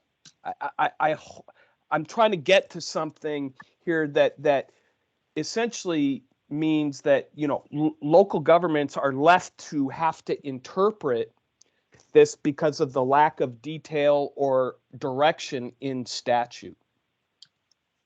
I agree with the sentiment, Mark. I'm I wondering don't know if how. Yeah, go ahead. Sorry. there's wordsmithing to be done here, and I don't know if we want to take the time to do it right now, but I am kind of drawn to the undefined use of the word undefined in that, and I don't know if that says it all, but I am tracking as much as I can what you're saying, and agree with that, Mark. Thank you both. I have a couple thoughts about it. Michael, you had your hand up. Well, maybe Todd covered this, but I just wanted to repeat my understanding, which is not that we're agreeing that these problems are problems so much as we're agreeing that these are things people have brought to us and presented as problems. And I think, however, I have no problem with any of the formulations that have been suggested so far, but I think taken from the perspective of these are the problems that we've heard and not necessarily the problems that we personally, as members of the commission, are most concerned about, that any of these formulations seem frankly fine to me. That is the intention of this, to gather what, because, you know, I mean, that's why we spent so much time listening to people, right? Was trying to figure out what the problems are that we're trying to solve here. So that is the intention of this. I'm curious what people would think about dividing this into two, like, because I think it's working okay the way it is with, because I'm seeing that there is a problem that public bodies have to be forced into this situation to interpret statutes, and whether that's too much, given what the procedures in Oregon are right now, or whether it's just the reality. But it sounds like this discretion does bring a certain amount of grief to the public bodies as well, being in this position where they have to interpret statute. And it does sound like this discretion brings a certain amount of grief to requesters who feel like there's maybe that they would use the word too much. I am wondering if we want to divide this into two different problems, or if we want to recognize that it's a problem for different reasons, for different people, different parties. Do people want to, you know, make this a separate problem, or just notice, you know, that, yeah, that everyone's affected by this, but in different ways. So naturally the solutions might be a little bit different. Steve. I think it would be fine to leave it as one. And I would be fine with leaving it as is, or if I think something that would bridge the two perspectives would be to say leaves too much or interpretation of fees, cost estimates, et cetera, leaves too much room for interpretation under current law. Maybe that bridges both, you know, the concerns of both, you know, I think maybe that would allow you to put in the second column that that's both a media concern and a public body concern. If we wanted to leave it as is, then maybe I'd take public bodies out of the second column and make it purely a media concern. Okay. Can I? If that sounds amenable to Scott and Mark. It depends on whether that's amenable to Scott and Mark. Scott or Mark? You're muted, Mark. I can't believe it. It's the first time. Damn. Well, we got through an hour and 35 minutes before somebody did it. I'm fine with splitting it. It seems to me that there are two really important points here, and I don't think that they should be lost. And that is, there is a lot of room for interpretation in the statute. And I'm going to be interested personally in trying to fill in some of those detailed things to help guide our folks, while at the same time, I can certainly understand the public or the media's view that we have too much discretion.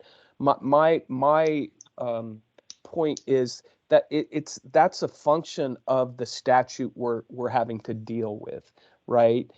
Which leaves some room for interpretation by the local bodies, but at the same time creates problems for the requesters because they feel that the local governments have too much discretion. I don't know if we can find that balance, but I think that it is an important, those two perspectives are important to capture. Okay. Nothing really to add to that. I could see it in terms of wording this concern. I could see it staying as one. I could also see it being pulled out. So that's not helpful for this conversation. But I don't know. I feel like thank you both. I feel like this is really helpful. I think actually this is kind of getting there. That everything varies widely. It leaves significant, and I could put in sometimes, or in some views too much, or I could just leave significant room for interpretation by public bodies, because that's the two different pain points, but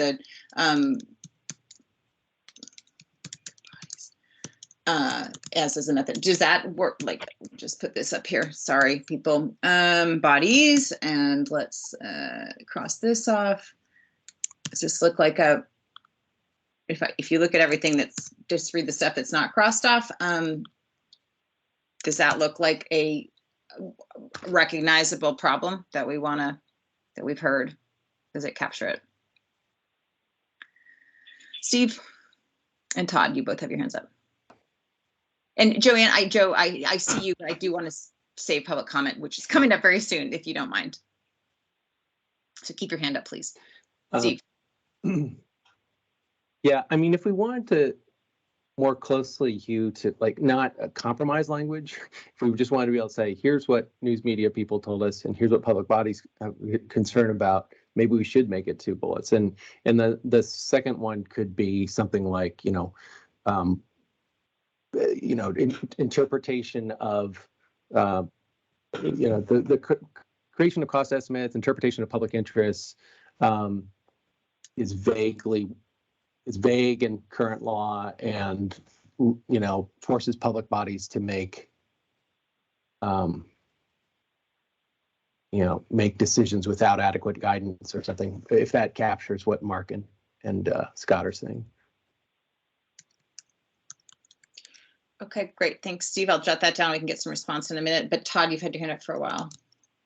Oh, no, I just put it up again, but thank you. First of all, I support what Steve is saying. I think after hearing everyone speak, it makes sense to have this as 2 separate categories, the requester's perspective and the public body's perspective, because I think they both do have strong views on this issue. And second, I did want to raise a point of order, a time check, because I think we're going to have significant public comment. And if we want to end at 3, I recommend we start soon, even if it leaves room for additional discussion by the subcommittee at the end, if we don't get as much as we think we might. Okay, fair enough. I was going to start at 1/4 till, but we can wrap up this piece and we'll be partway through. So there's sort of a suggestion that we break it up, and I think they're still saying the same thing, but at least it highlights very different experiences. If we break this into 2 different pieces, so I'm going to put that down as a. Any further comment on that? Like, should we go ahead and does that more accurately capture what people are feeling? Okay, I'm getting a thumbs up from Scott and a hand up from Steve. Steve, would you go ahead, please? Yeah, I was just going to suggest, I agree with Todd, and maybe what we could plan on is, I mean, it seems like we have rough consensus on 1 through 5 at least. The understanding this is our concerns we have heard. So maybe if we make a goal with public comment to decide, by the end of today, do we have rough consensus on that, and then set 6 through 12 or whatever it is for the next time. Okay. That's a great suggestion. Thank you, Steve, and also Todd. Thank you for the time check. So, yeah, so we've got 1 through 5. So let's go ahead and appreciate these suggestions. Let's go ahead and open the floor to public comment, and then we will circle back around. We'll make any adjustments that we want to, and then we'll circle back around and see if we can, agree that we've identified these as problems and can move ahead from a different place at our next meeting. So, Steve, I can't tell if you have your hand up physically. Do you? No. I do. I'm sorry. Just one more thing before we go to public testimony. I just wanted to reiterate kind of what Todd has said several times. We have a proposal that Todd has written. It's not by any means the PRAC proposal at this point. It is a discussion document. And so in terms of reactions to it, I think it's very useful to gather this information, but everybody should be very clear that this is not what we've decided to do. It's a discussion document. That's all. Yeah, that's a really good reminder. I mean, I don't, I've never been in the position of needing to decide what is a public record or not from a custodian point of view. But this draft that Todd has put together is possibly one of those things that a public body would be like, it's a draft, it's not releasable. I don't know. So let's just bear in mind that this is very much a work in progress. Thank you. Joe Barker, you have your hand up, and thank you for being patient. The public testimony is period's open, so please go ahead. Thank you, Ms. Harris. Having made records requests in my past life as a community advocate legal researcher, I have a few cases flying around in my computer that identify various concerns that have been raised. One, the IDing groups and how they're treated with fee schedules and costs. And then the other is identifying what public interest is, or how someone is determined to be able to receive a fee waiver. One example that came to mind that I was reading is actually Azarga versus Quinaros Fetcher. It's a prison case. The gentleman could not get adequate documentation because the prison people said, well, because you have Social Security benefits on file, you can afford to pay for them. Well, the prison law is written that the incarcerated cannot attach those dollars during the time of incarceration. So those dollars were not available to him to use. And I think that actually was a Supreme Court decision. I would have to check again, but there's certain elements that Mike Crone had identified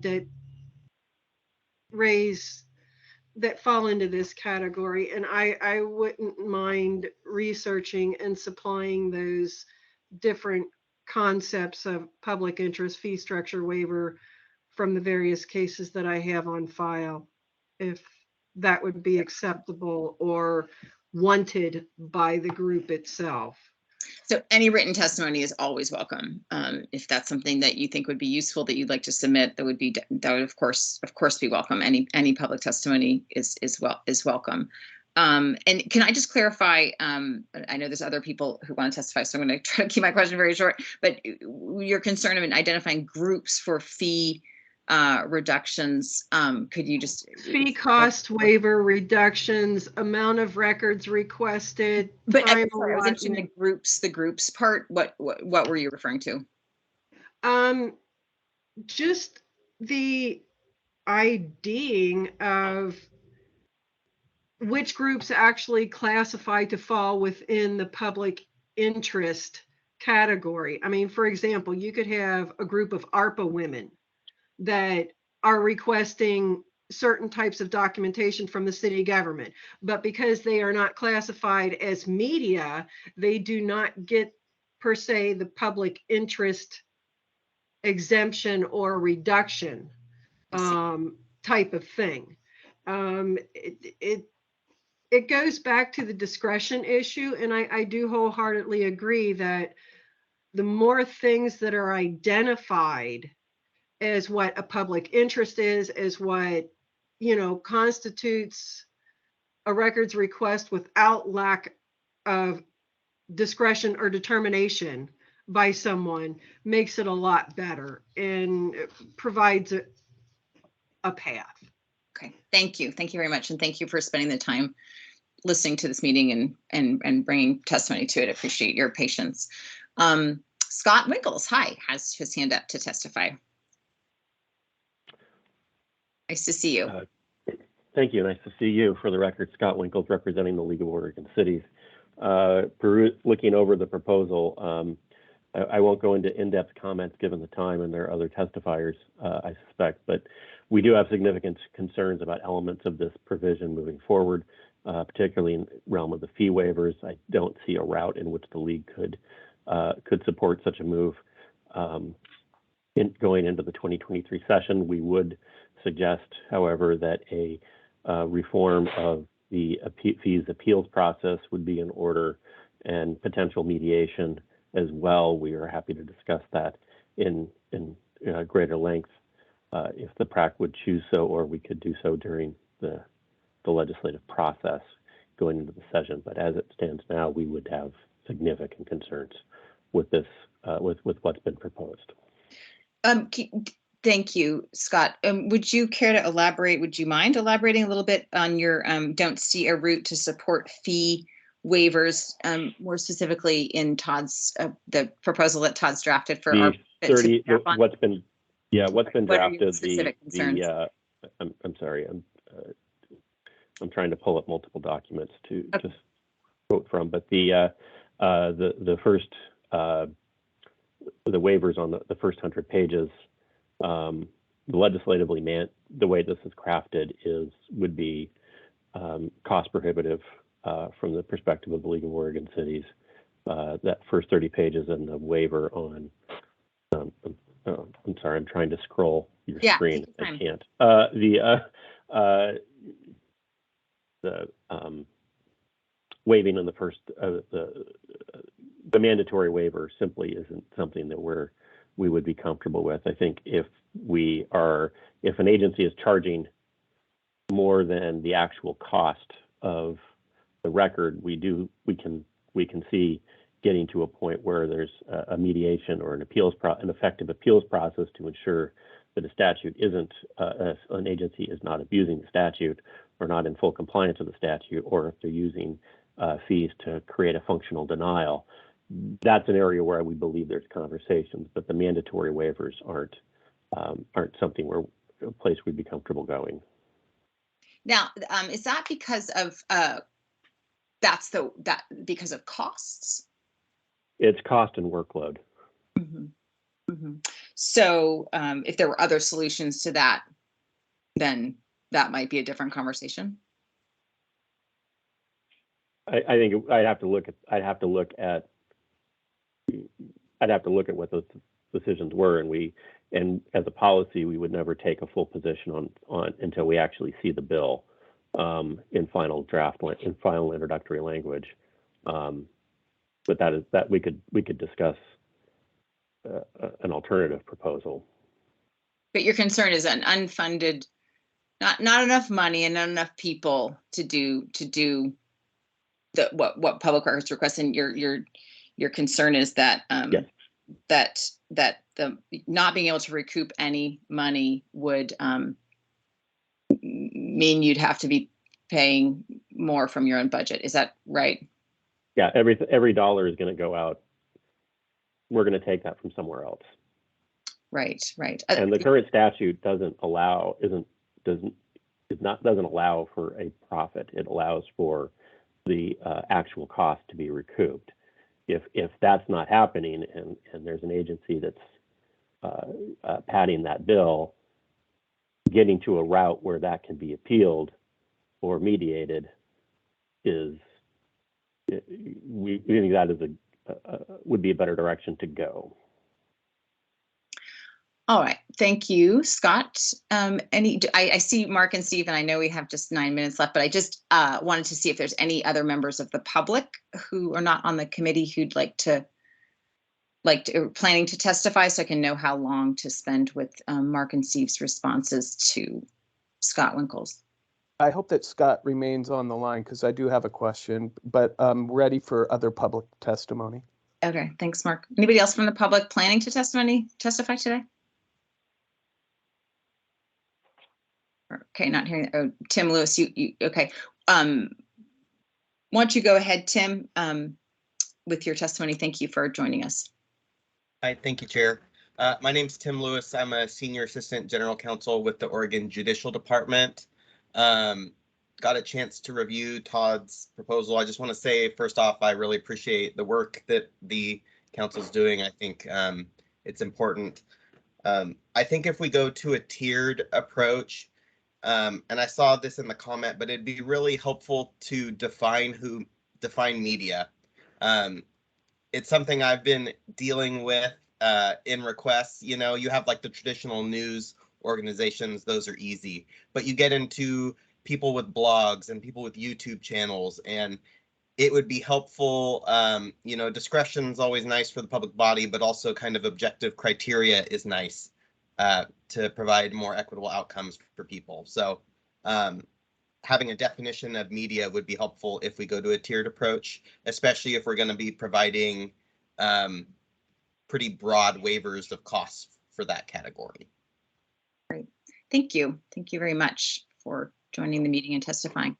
Are there any other members of the public who are hoping to speak today?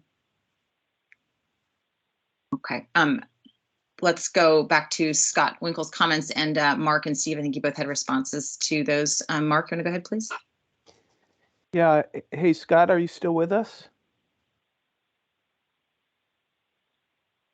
Wow, he really got off quick. Oh, here he is.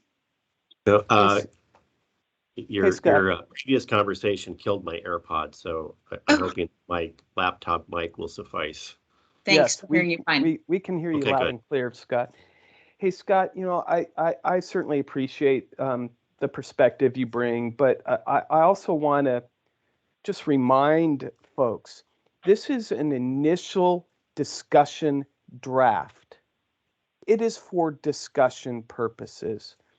I think that there's a lot more work that needs to be done, and I really would hope that the league, the school boards, the fire chiefs, all of the public entities who are out there would make helpful suggestions to this document.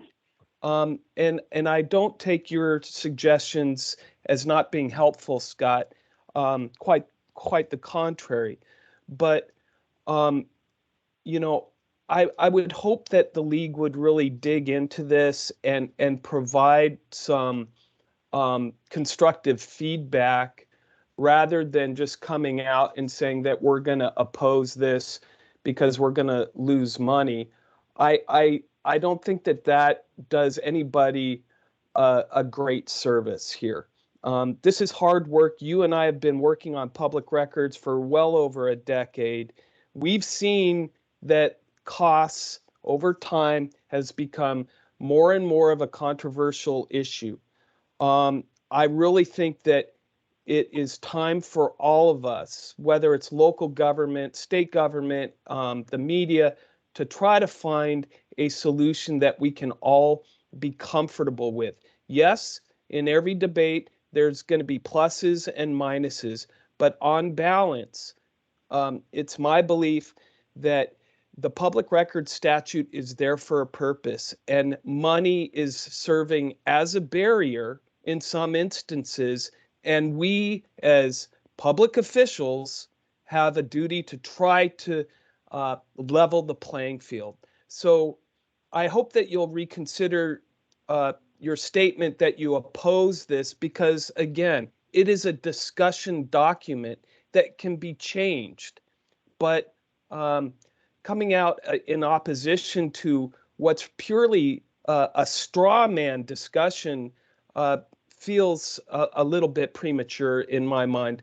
I'm sorry, it wasn't a question, it was more of a statement. But I hope that you'll consider working with this group to try to find a balanced approach, because as they say, if you're not at the table, you're on the menu. I hope that you'll be at the table.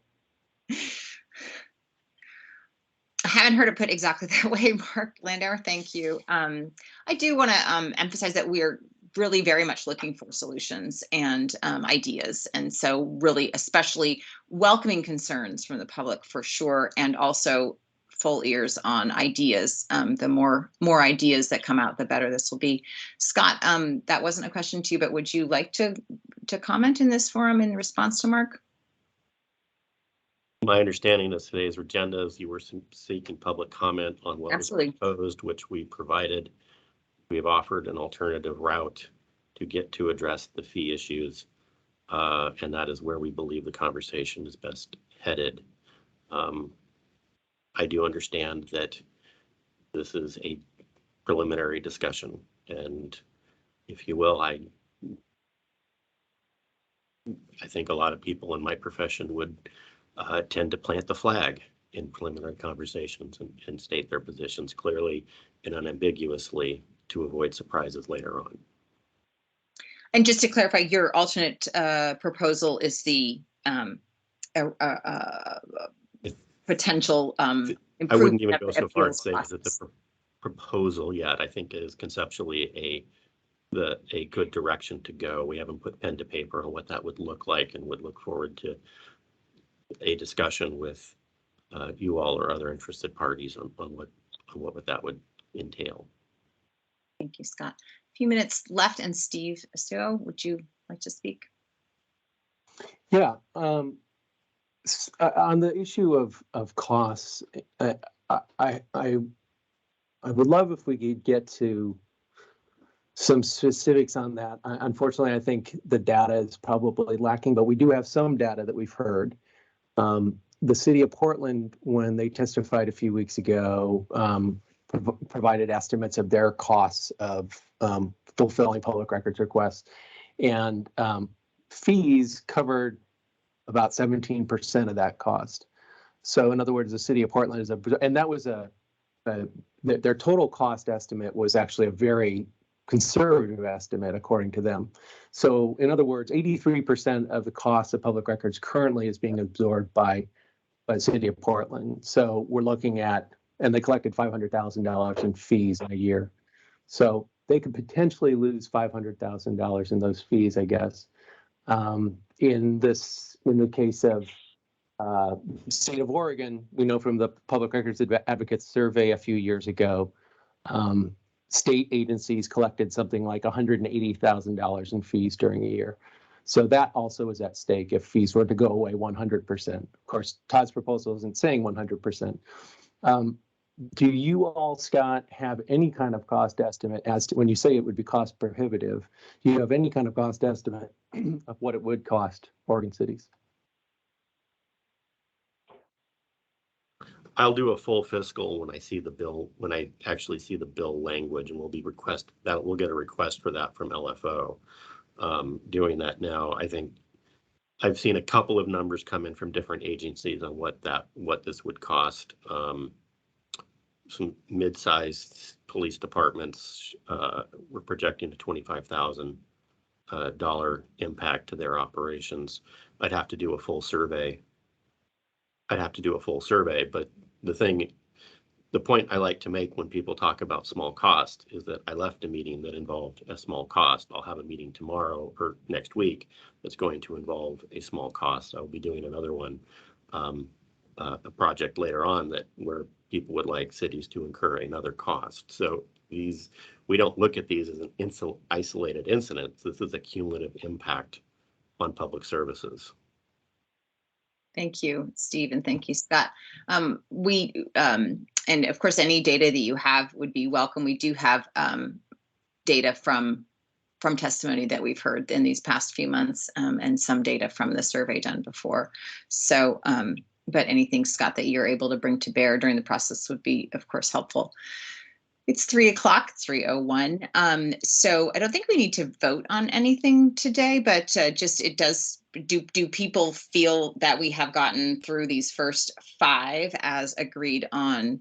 These are recognizable problems that we are either at some point going to need to say, yes, we're addressing them, or no, we're setting them aside, or here's how we're addressing them.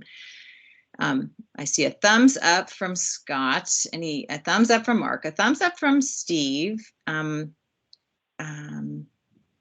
see Todd and Michael on screen, and Todd's got his finger up. I'm going to call that a hand. Go for it. Go ahead and speak, please. I just have a question. Maybe I'm not understanding the process. How does this interact with my straw man? Are we trying to solidify our ideas here to then use this to analyze the proposal from my office, or how do you want to move forward? Yeah, we're trying to define problems so that when we look at the straw man, we can go back to this and say, okay, yeah, this is in fact addressing this problem. Oh, this problem is on our list. It's not addressed anywhere in this straw man. So it's a guide for us to make, like, that we can balance the proposed legislation against the identified concerns and see that we are in fact addressing, whether we decide this is not the right, this legislation is not the right place for this concern, but we acknowledge that we have heard this concern, we agree this was a concern, maybe this goes on our list for next year. But that's the purpose of how they interplay. Okay, and thumbs up for 1 through 5 then. Okay, and I do recognize that we didn't get to wordsmithing and delving into the details as Mark had hoped and today, but I think we got at some of it actually in this discussion anyway. There were some references to certain words, and it gave us a greater grounding of how people are seeing things. So when we get to those words, we'll know where people are coming from and understand the shared understandings. Does that help, Todd? Okay, having your work ready was immeasurably, important today. So I'm sorry if not getting to it felt like you'd worked for nothing, but very much the contrary in my view. Michael, did you want to jump in or say something? Did I want to adjourn? No, I had been asking whether people feel comfortable acknowledging that, yes, 1 through 5 are problems that we have identified, that we have heard, we're comfortable with them, we've identified where they came from, we've had some discussion about the problems, and when we meet again, we can move forward from there. Yes, I think that's right. And if you need a motion to adjourn, I would move that we do so. All right, I think we do. And how about a second?